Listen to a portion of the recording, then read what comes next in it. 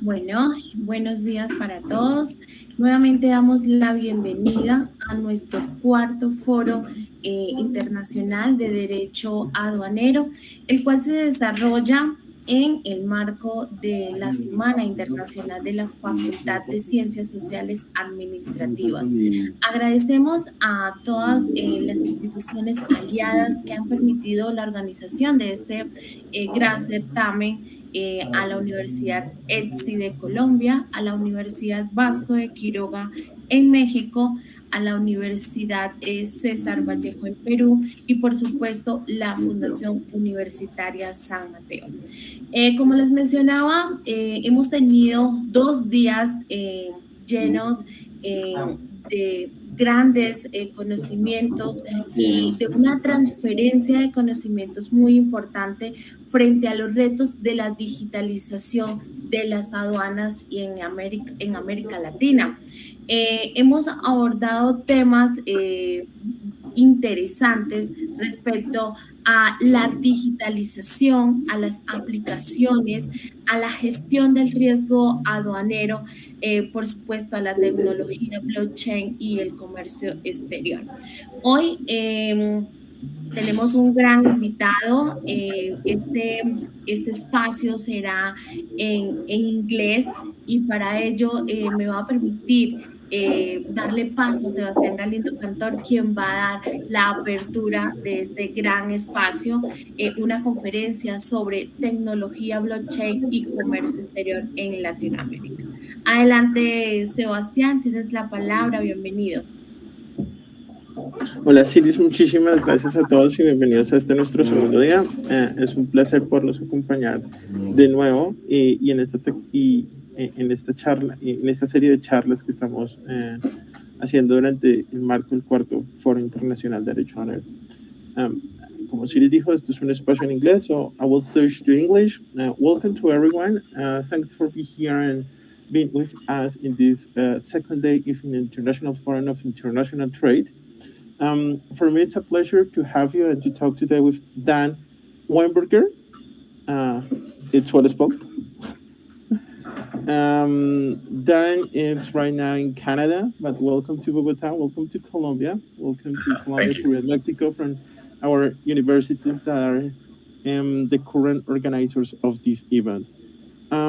As Siri said, well, it's really we have different kind of talks. We have the opportunity to talk with the Colombian Customs Authority and the way they view the transformation in order to adapt these new kind of technologies.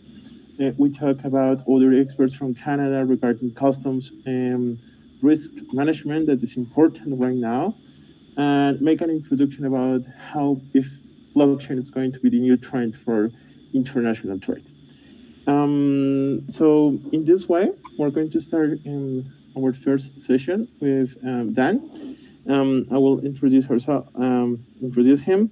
Dan is a UN supply chain expert with 15 years of experience in the supply chain industry.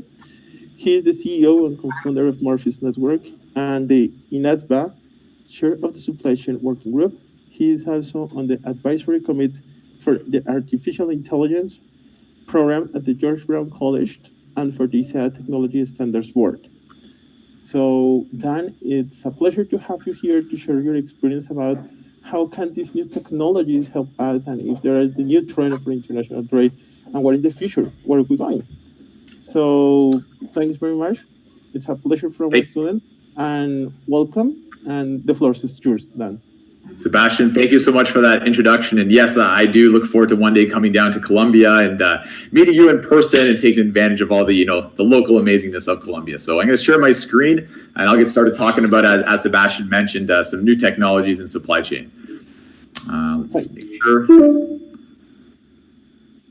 Can't share your screen. Interesting.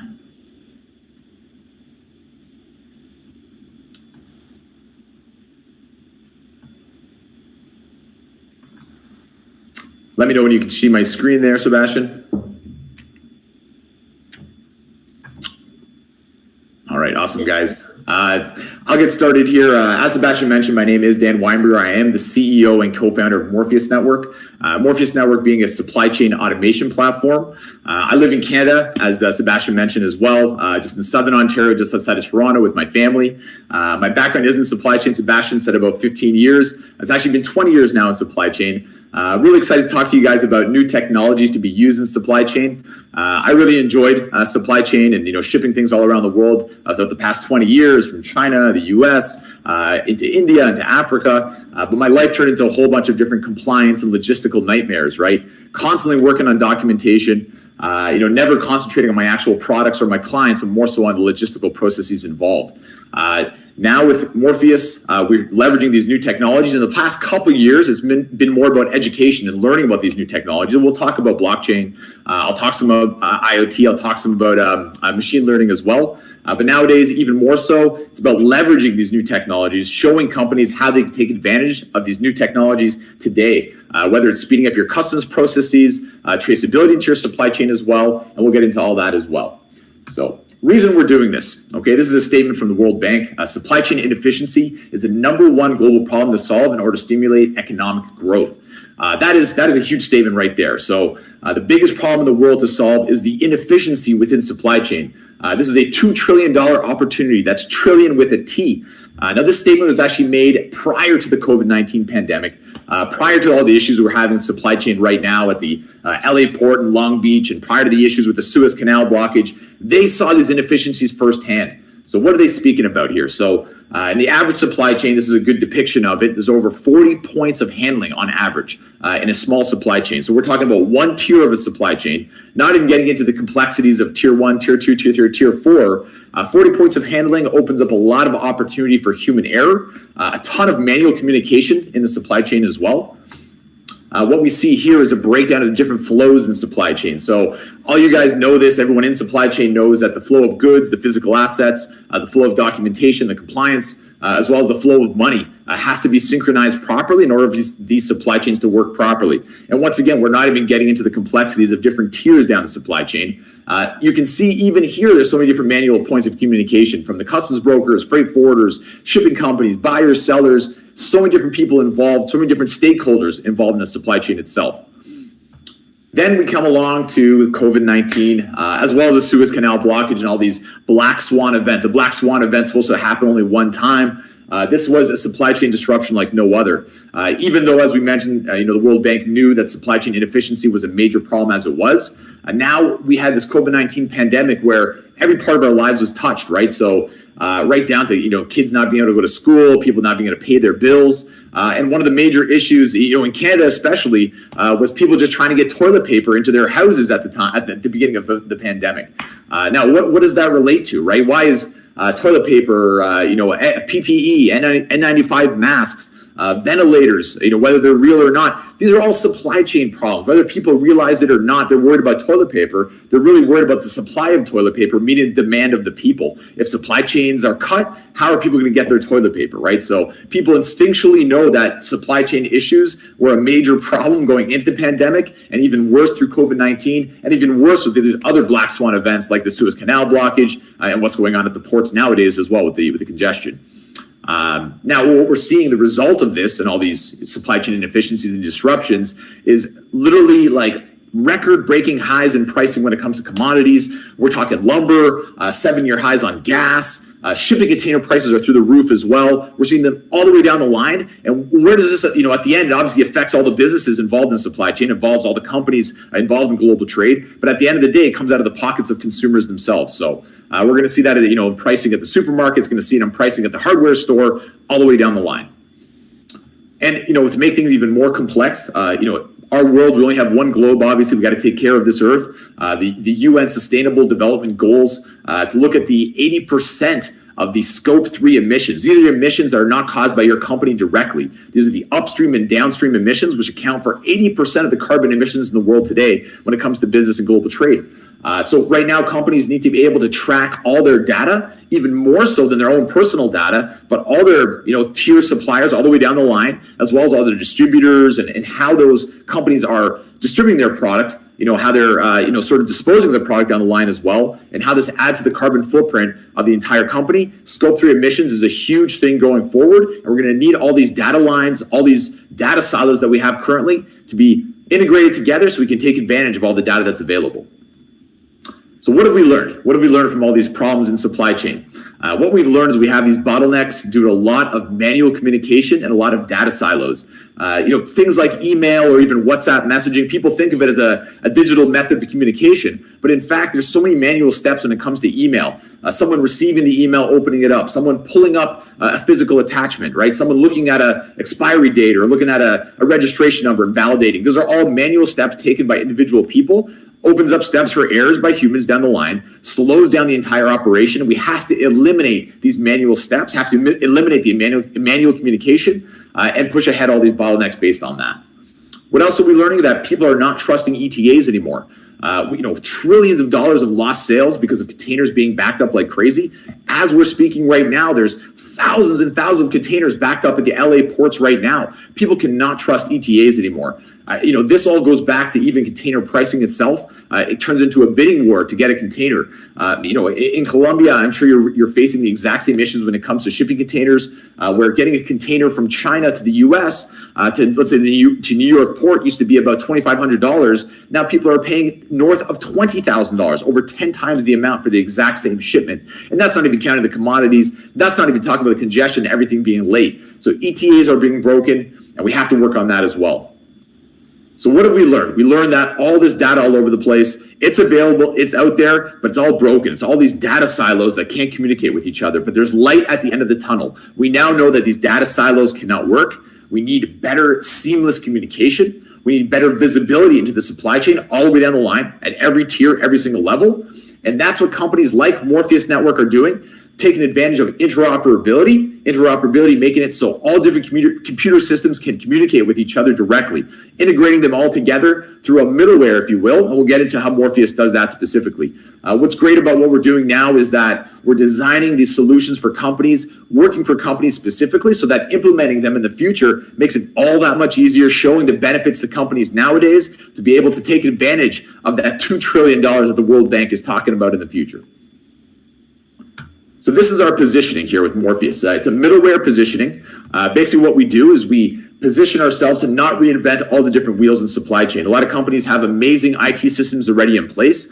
Speaking about, for example, ERP systems like SAP, Oracle, Infor, Microsoft Dynamics. If they're already implementing these great systems, Morpheus and a middleware solution should not ask them to rip out these systems and implement something new. Taking advantage of the data they have in these systems, taking advantage of the data that's coming into these systems currently, pulling that into the middleware and making it actionable, pushing ahead automation.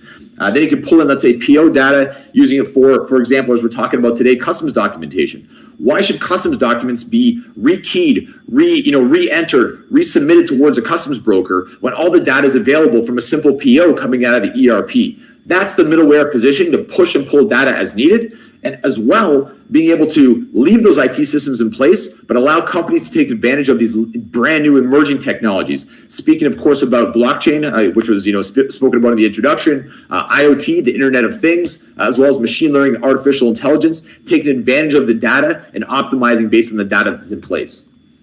So our objective with Morpheus is to work with the different stakeholders down the supply chain. As I mentioned, those 40 points of handling, you have to make sure all those different handling points are a part of the same sort of system, right? Have to integrate all that data together in order to make automation work. And we're really excited about doing that for companies in order to optimize, in order to have an effective, fair, more sustainable view on commerce. Let's talk about the technologies a little bit as we move forward. So blockchain technology, it's back in 2017, 2018, it was a very much a hot topic to hear about Bitcoin. People didn't know necessarily how blockchain would be leveraged in today's world of global trade. What blockchain is, a very simple definition, is a network of computers sharing a digital ledger. There's a ledger that's shared across all these different computers. So the core principles about blockchain, you're talking about the best security that's available in data. Immutable. Once something is written to the blockchain, it can never be changed or altered. Trustless is inherent trust in a system with all these different computers that have to agree about a transaction. It's a distributed ledger. As I mentioned before, it's distributed across a whole network of different computers. There has to be a group consensus. All the computers on the network have to agree in order to push ahead a transaction. And it's decentralized. There's not a single point of failure for the entire network. If even one computer gets compromised in the network, it doesn't compromise the entire network. We've seen hacks in the past to centralized type systems. Even Twitter got hacked. JP Morgan got hacked as well, the bank, and that affects the entire network, not just a single node within that network. And then we get into smart contracts, pushes ahead automation. This is another great part of blockchain as well. When you have two parties agreeing on a transaction, it gets written as a new block on the blockchain. As I mentioned before, immutably, it's written there forever. As you can see, when it comes to supply chain, the interaction of two parties just happens so often. We'll get right into within companies if they want to look for a blockchain-based solution. And as I'm describing blockchain technology and how it works, to me it just makes perfect sense for supply chain. That's why people just, in general, it's known that blockchain is one of the best uses for blockchain is supply chain itself. And these are the 6 questions we ask companies if blockchain will be an effective solution for their company. So are there multiple parties involved sharing the data? Most definitely in almost every single supply chain, in almost every single customs process as well. Number 2, multiple parties share the data and they have to interact with the data as well. There's action that needs to be taken. The answer is yes, most definitely. Requirements for verification? Most definitely yes. 4, intermediaries and complexities. We talked about all those different stakeholders down the supply chain, customs brokers, freight forwarders, as well as different parties, different tiers. Most definitely complexity. Number 5, interactions are time sensitive. Most definitely. We talked about the coordination down the supply chain as well. And that the transactions interact. Also very important for supply chain as well. We have those customs brokers that have to interact with the border as well and make sure that the transport company comes across the border at the right time. Tons of interaction that goes on in customs and in supply chain. I would say that almost every single company that has a supply chain, especially complex supply chain, would say yes to almost every single one of these questions here. Moving on to other technologies as well, we mentioned also IoT, Internet of Things. What Internet of Things is, very simply, it's these little devices which communicate via the internet using a middleware such as Morpheus to pull in that data from these little devices. The communication it provides is sensors such as geolocation, sensors such as temperature, sensors such as shock, sensors such as light detection as well. Light detection, very cool, as if a container is open or if a box is open, you get notification back to the platform that someone's taking a look at that specific shipment. What we're showing here specifically is the arrangement of a geofence using the geolocation of a physical asset in order to push ahead a supply chain activity. I'll show that a little bit in the platform as well, in the presentation when I show you a little bit of a demo. Moving ahead as well, another great technology for the future is machine learning. I say the future, but it's being used right now. So many different use cases for supply chain and machine learning as well. What machine learning is, basically, it's patterns in data. There's great trends in data that humans themselves can't look at the data and be able to pick them out. We need these great machine learning algorithms to pull out these patterns and optimize supply chains based on those patterns. There's so many different use cases, as you can see in the slide over here. What I want to focus on was demand forecasting specifically. Reason being is that company Lennox out of Canada, it's an HVAC company, just leveraging machine learning specifically with the data they already had, they are able to show 25% turnover increase and a 50% increase in sales using machine learning specifically. Great potential for machine learning across all businesses, especially with massive amounts of data, as Lennox was able to prove. Now, what I want to talk about a little bit is these specific use cases, for new technologies in customs processes as well. Customs Direct is a great customs broker. They're based out of South Dakota, Sioux Falls, South Dakota. They're actually a partner of Morpheus Network. We actually conducted a pilot with Customs Direct, specifically with the Department of Homeland Security in the United States. It was a pilot around intellectual property rights. Basically what it is, as something's imported into the US, to make sure that the company that's importing is allowed to import those products and they have the proper IP to those products as well. What we've created with Customs Direct specifically is an integration to the ACE platform. That's the customs processing platform, Customs Border Protection, from Canada into the US or from Mexico into the US as well. Morpheus actually has this integration through a few different customs brokers into Mexico, into Canada as well. Basically what it is, very simply, this is actually a screenshot from the platform. It's pulling in all this great data from an ERP. This is showing actually data brought in from an SAP ERP. We're talking about the product specifications, the seller, the shipper information, as well as the buyer information. This is going specifically from Canada to the US. Now, what I want you to focus on here is how easy this is to use, right? So pulling in data from the ERP, that's implemented, integrated into the platform itself. The next stage is setting up your automated workflow in the arrangement that's necessary, right? So we see here we have a QR code. This sets off the entire workflow over here. Then we have the generation of the bill of lading performance invoice. This will create the documentation in order to do the U.S. Customs Border Protection release. And then we get notification that this release has happened, followed by a final payment in Bitcoin as well. All these modules that you see here can be dragged and dropped as needed. What I want you to focus on over here is the simplicity in using all these different technologies. A QR code. When we're creating documents, we're actually using a blockchain-based document storage technique as well. This automated workflow, this is pure automation, another great technology as well. What I wanted to show you as well in the next slide is this is how you arrange the documentation. No rekeying involved. This data is actually brought in from the original PO to create the bill of lading performance invoice in order to clear the shipment across the border. It actually attaches a QR code as well, so that handling points can be scanned all along the way. Then you have this rich data involving every single one of these automated shipments, where every single one of these steps is automated, using the exact same amount of data as well, and creating more robust data if you're ever looking back at the shipment as well. And this shows, all that data can be entered into an e-commerce platform, pulled into the platform, and then used properly and universally through the entire supply chain. Very exciting technology. Reason being is that we can really optimize supply chains based on the data that's already available, based on the IT systems that are already implemented, by taking advantage of a middleware, pushing and pulling that data as needed.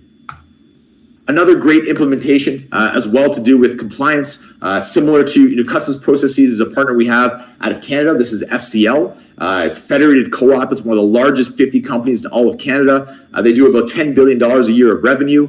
They tackle various verticals, oil and gas. We actually handle their certification for food to over 1,500 retail facilities in Canada.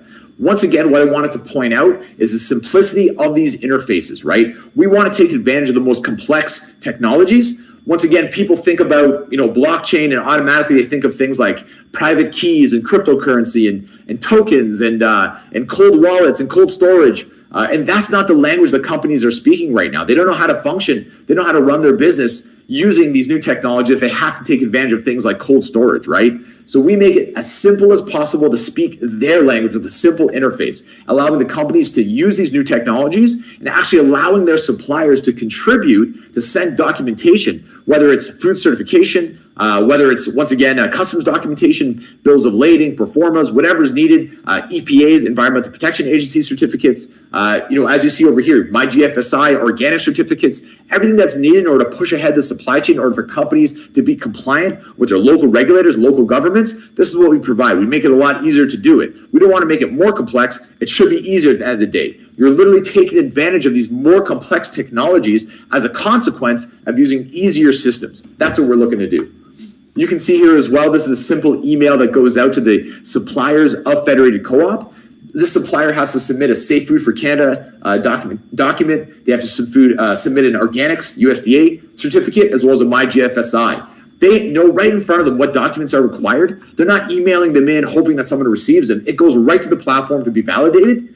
The platform receives them, correlates it all properly, connects it to the proper supplier, attaches a unique QR code to it as well, allows suppliers even to scan a QR themselves and submit the documents using QR code scan. They can send live documentation, they can send live images, they can even send a signature for the person responsible for it. And at the end of the day, once the document's received, we're actually using other technologies, OCR, optical character recognition, to pull off the data off those documents, digitize all those documents as well. If they're manually filled out by hand, we still digitize them, pull them into the platform, and allow the platform to cause automation around sending notifications. When expiry dates are approaching, the platform takes care of it all.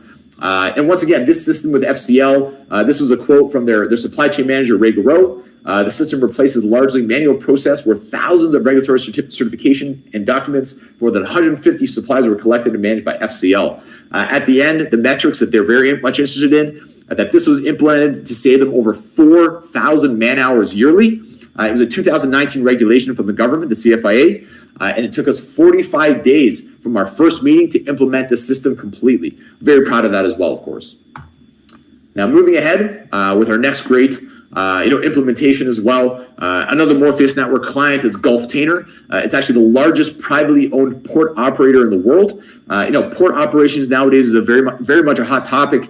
We're hearing, President of the United States talking about supply chain and the port congestion that's going on in the U.S. What Gulftainer's implemented is a complete API hub using a middleware, Morpheus Network, as their API push and pull data processing machine, creating full interoperability to all their different systems. They have so many different systems in play when it comes to port operation. They have a terminal operating system, a TOS, a TMS, ERPs that are involved as well, customs clearance as well. Literally billions of dollars, of merchandise is transacted daily through the port. Right? They need seamless interactions to go through the Gulftainer ports, and this is what's implemented based on these API hubs, really eliminating all these unnecessary data silos, unnecessary manual steps of communication.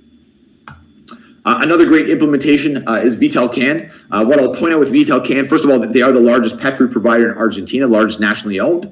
And once again, this is a quote from their CEO and founder, Jorge Marcos. They're using the platform to reduce supply chain operating costs. What they're using the platform specifically for is using their IoT connections. We have one of our partners, Hanha, a great IoT provider, in order to provide them great, robust data around their shipment visibility. They can use geofences, as I showed you before, in order to push ahead all the supply chain activity based on the physical location of their shipments themselves for Vtel. What Vtel was able to prove using this great system with Hanha, what they actually implemented as well, which is quite fascinating, is a charging facility within the building of Vtel. So they're constantly holding on to these Hanha IoT devices, recharging them as the shipments come in, sending them out to have full traceability the entire time, and they've proven a 10% savings across their entire supply chain. Absolutely massive.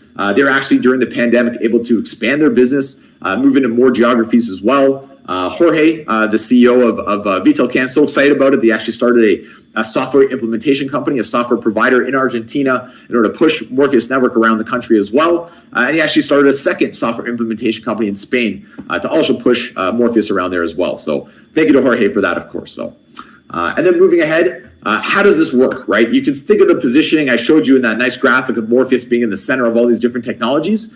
You have these service layers, you have these ERPs, these legacy stacks over here the companies are using, whether it's SAP or IBM, integrating with all these different technologies. Once we're talking about the shipping documentation, which is generated, we're talking about payments, which can be sent off to push ahead automation. We're talking about machine learning, we're optimizing based on the data as well. And of course, then we're using valid data, using DLT or blockchain-based services, and then IoT as well to have that more robust view of your entire shipment visibility. And what's great about using a middleware is that all these integrations should exist already, right? If you're using a provider that Morpheus isn't connected to, then yes, we could connect to them. But what we do have is a ton of integrations already. We're talking about ERP integrations, as I mentioned, Dynamics, Infor, SAP. We're completely agnostic when it comes to pulling in data from an ERP. Different cloud-based systems as well, whether you're using Azure, Amazon Web Services, whatever you're using, pulling data from those systems as well, integrating, being based on those cloud providers, definitely in our capability. We have a ton of IoT partners as well. Hanha, as I mentioned, Geotab is one of our partners, the largest telematics provider in the world. Verizon, AT&T, Telefonica. We're completely agnostic when it comes to blockchains as well. We've done integrations with Hyperledger-based systems, integrations with Ethereum-based as well, which is our main chain. We've a lot of standards already built into the platform as well. I mentioned the standards with the Customs Border Protection and CTPAT as well.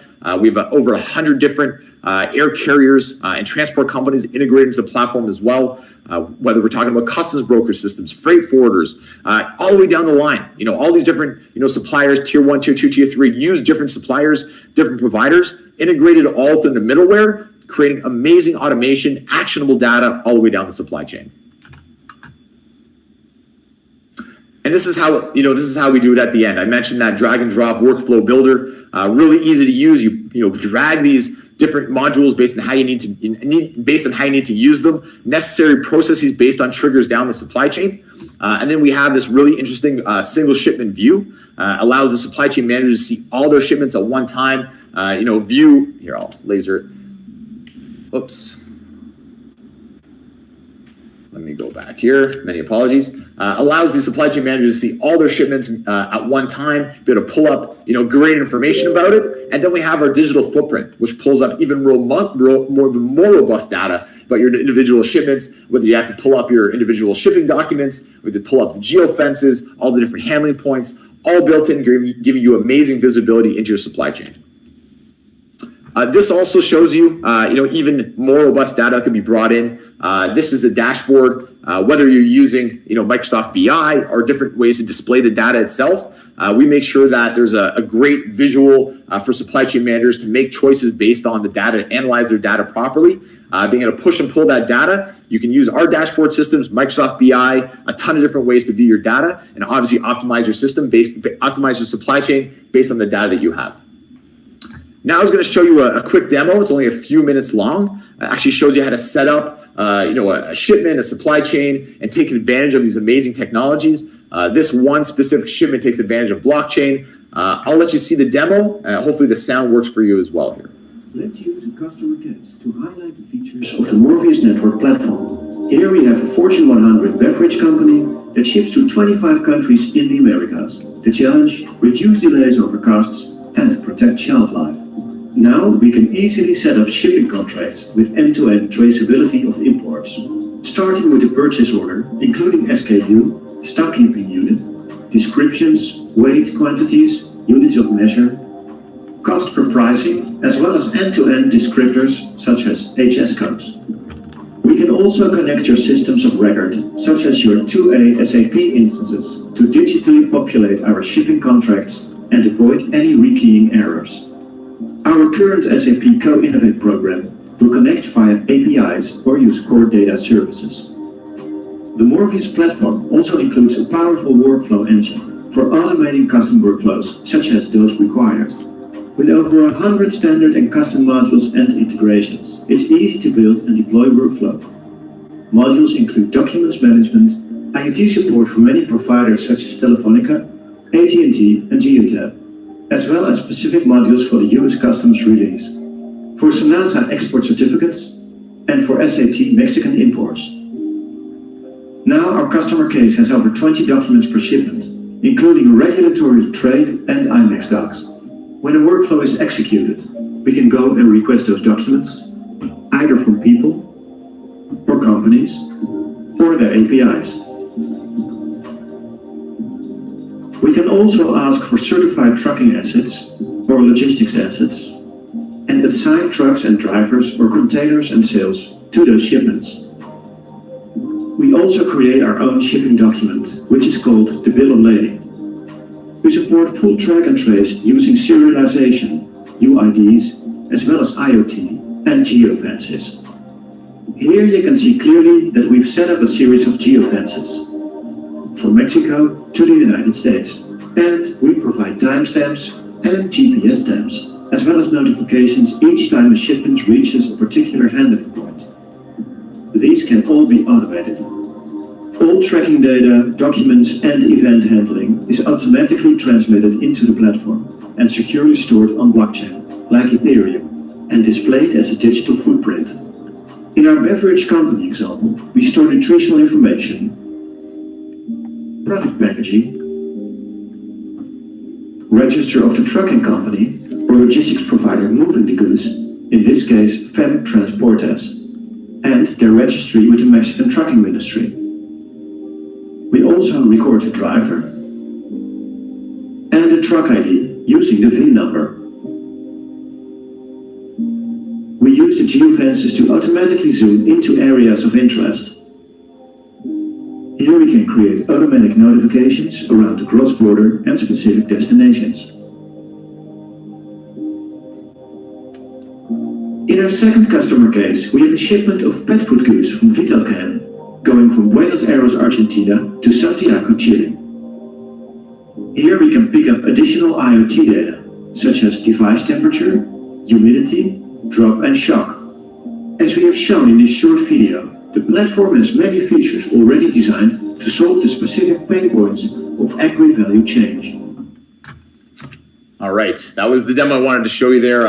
What I wanted to focus on in that demo specifically, it's not playing again, is the ease of use, right? Taking the data that we have from the purchase order from SAP or whatever the ERP is or whatever the purchase order is, pulling that into the shipping documents, pulling that into every single part of the supply chain, not being rekeyed, seamless throughout the entire supply chain, using the same data that's required. All these different systems connected together, so we have this great interoperability, different systems working together, seamless communication, no more data silos. This is exactly what we want.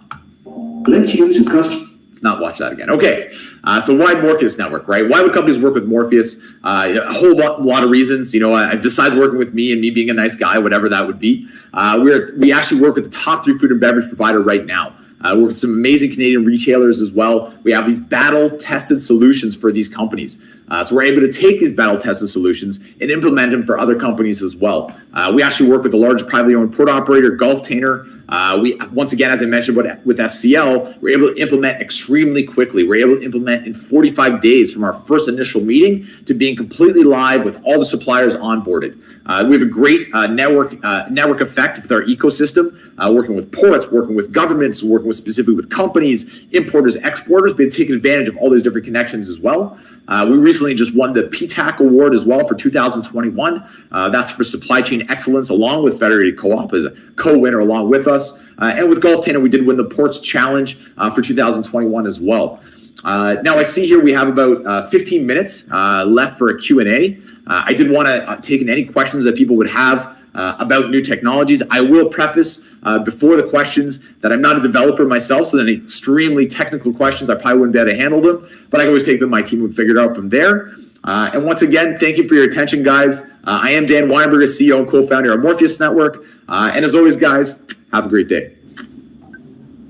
Well, Dan, it was an awesome presentation in order to view how the new technologies and how can implement them around the supply chain and in customs procedures, no? And with the last video, we see that it's not like, it's an easy point of view how the program works. So it's interesting. Well, we have some couple of questions here. The first one is, do you think blockchain is a trend, or this kind is a trend, or it's going to be our new normality after all this kind of things? How do you see that in international trade? Oh, most definitely. This is going to be a standard, right? So it's not a question of if digitalization and taking advantage of new technologies, if it's going to happen. It's a question of when it's going to happen, right? Companies are implementing these new technologies right now. These companies are taking the first steps, but all the other companies will follow suit or they'll fall behind. As we see from that statement from the World Bank, where that the $2 trillion opportunity that's being missed out, we're seeing that more than ever right now, where companies cannot rely on having no traceability into their supply chain. They have to know what's going on. They need IoT devices. They need to have handling points. They need valid data down the supply chain as well in order to provide the proper certification. We see those UN Sustainable Development Goals. That's not going to go away. It's just going to get more and more robust. Companies are going to have to follow suit or fall behind or fall by the wayside. So I definitely think it's going to become the global standard. And I once again, I will I can't accentuate enough that it's not about I'm going to use blockchain or I'm going to use IoT as a company. That's not what it is. It's more about I want to take advantage of having trusted data. I want to take advantage of traceability. And how do I take advantage of traceability? I have to leverage these technologies. The consequence of the functionality, that's the reason you're using those technologies and not the other way around. I feel that was a big mistake in 2017, 2018. People saw the money coming into Bitcoin. They heard about this technology of the future without really understanding what it should be used for. Now that we have systems, solutions that companies can take advantage of these new technologies, that's what we're really going to see the benefit of it. And back then it was just about talking about the future. Now we're living the future. We're living the present, right? So great question. Thank you, Sebastian. Okay, thanks. I have another one here. It's for your current Morpheus Network, what is the main challenge for companies that you render your service do you find? The main challenge. Yeah, thank you for that. Also, another great question. The main challenge is finding that initial pain point, that initial beachhead for the company. With Vtel as an example, we've implemented this end-to-end system for them, right? Right from purchase order all the way down to final delivery, right? But it involves literally dozens and dozens of people who are supply chain managers all connecting with each other through the company. It took a couple of years to implement this fully. It does take a long time. When it comes to, let's say, FCL, they had a specific need, food certification. They needed this food certification system, and we leverage all these different technologies, but it's more about the solution itself. So finding that initial use case with FCL was huge. Now we're building it out with them, right? So it's not about, necessarily saying, okay, how can we change your entire company from end to end? And, within companies, there might be some people who, have this great vision, holistic view. They can be very excited about this end-to-end vision, but there has to be that initial step, that first step you take. So you need to find that pain point. A company has to realize they have that pain point to look for a solution, and then you build it out from there. So finding that beachhead, finding the right person to talk with, the decision makers, also very important, a huge hurdle as well. But once you get implemented with that first beachhead, you will grow out your technology within the company, most definitely. Okay, it's an interesting, find the first step in order to continue the project, make the difference. You can get somebody excited about the whole view, but until you find that first step, you're not going to jump to the end. You know what I'm saying? So you have to find that first beachhead, most definitely, and there has to be, sort of somebody who believes in that as well. So I'd say that's the biggest hurdle, is find that initial step, most definitely. Okay, awesome. Here we have another question here. It's about your Canadian experience. I know that you've been working in Europe, you've been working with Canada, about this global experience about blockchain. Yesterday we talked about the Latin American experience, and we said that we're not earlier adopters of this technology. We're trying to find and figure out how blockchain works. How is this your experience from Canada and the development countries about this technology?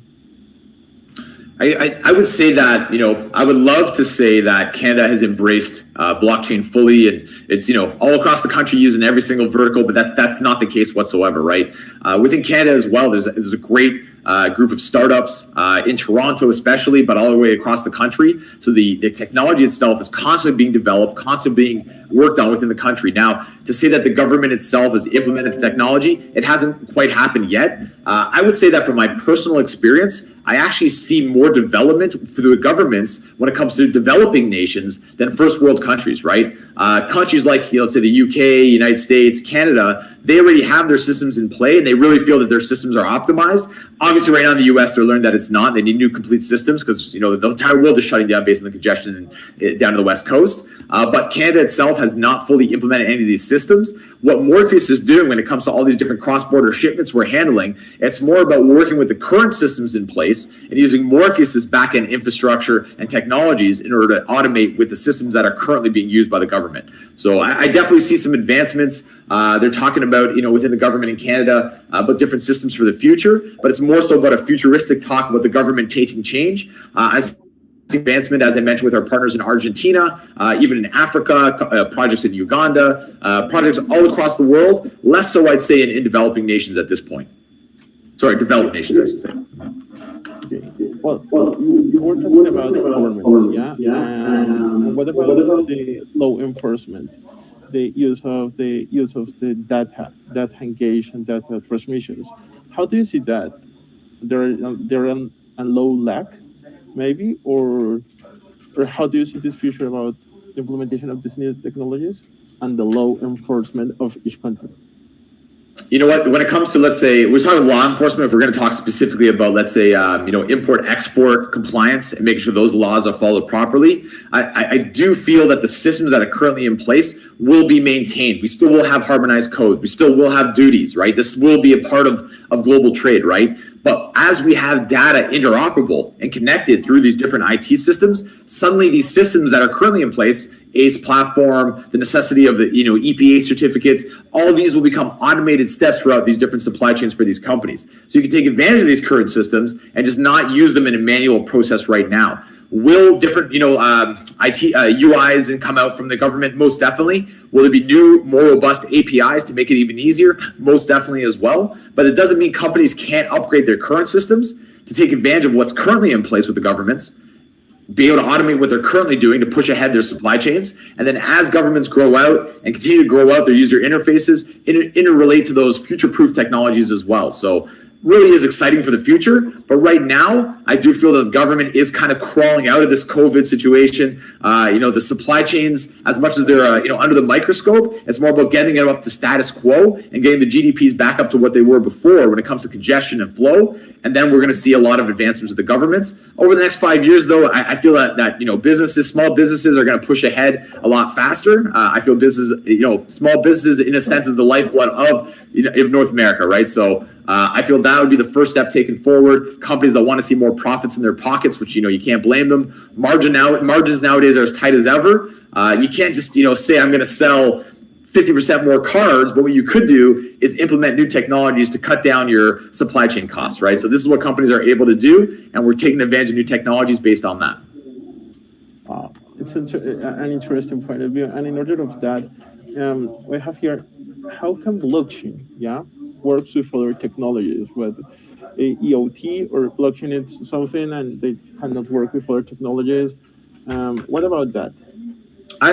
Maybe I'll make a controversial statement that without data, including data from sensors from IoT devices, blockchain is completely useless. There's no reason to have a blockchain if you're not taking advantage of data through the blockchain, right? So if you're validating data, blockchain's amazing. If you want to have your data secure, if you want to be able to believe the data that's written has never been changed, blockchain's amazing for that. If you want to take advantage of smart contracts and automation, have these different triggers down your supply chain through smart contracts, blockchain is amazing for that.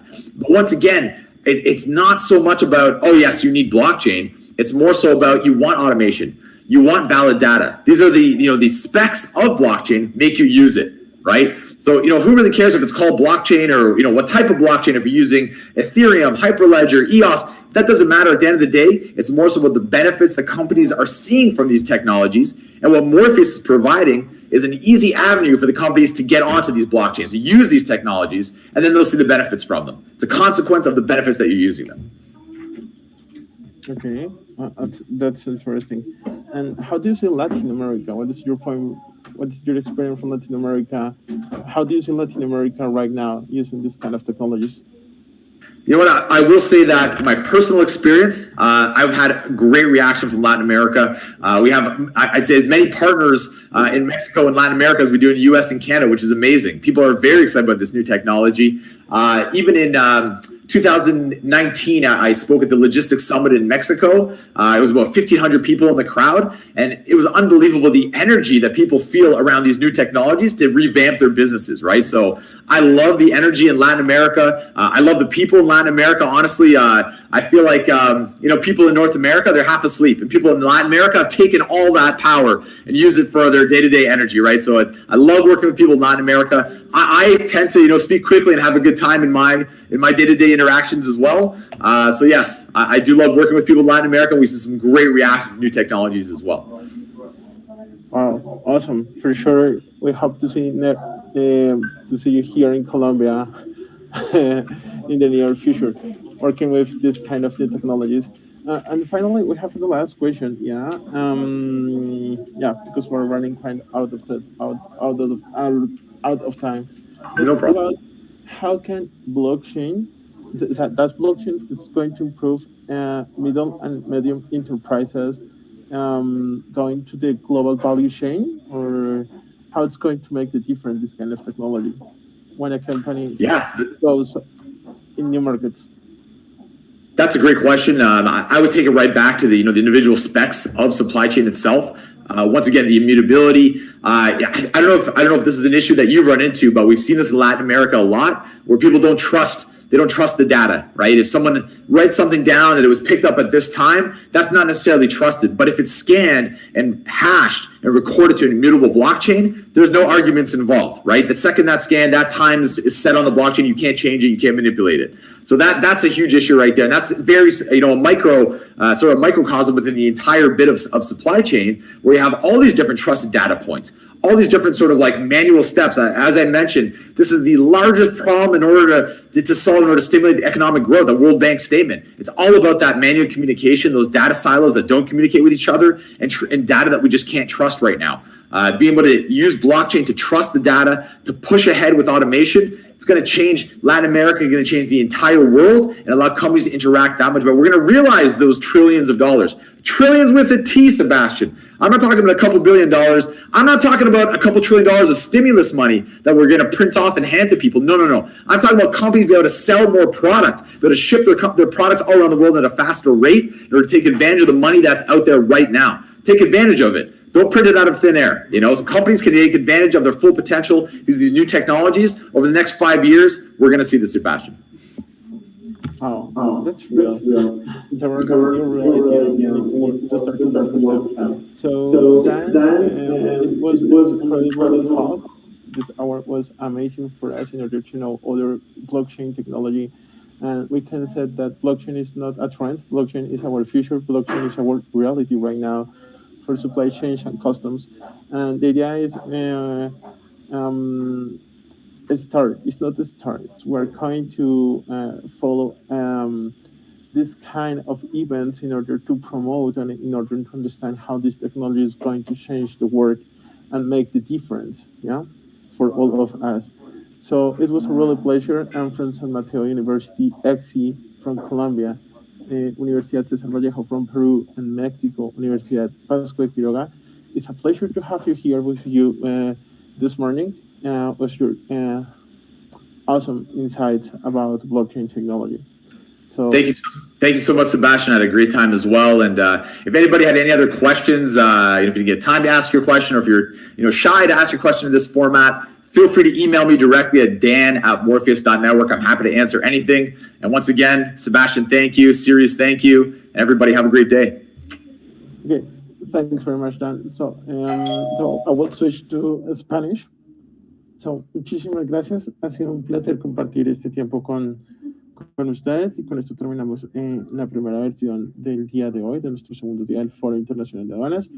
Y no olviden seguirnos hoy a las 5:30 de la tarde con casos de éxito desde la perspectiva de Uruguay y de Argentina. Y cerrando el foro a las 7 de la noche con una perspectiva desde la comunidad andina, Perú y Colombia, sobre casos de digitalización y comercio electrónico desde el punto de vista de las aduanas. Muchísimas gracias.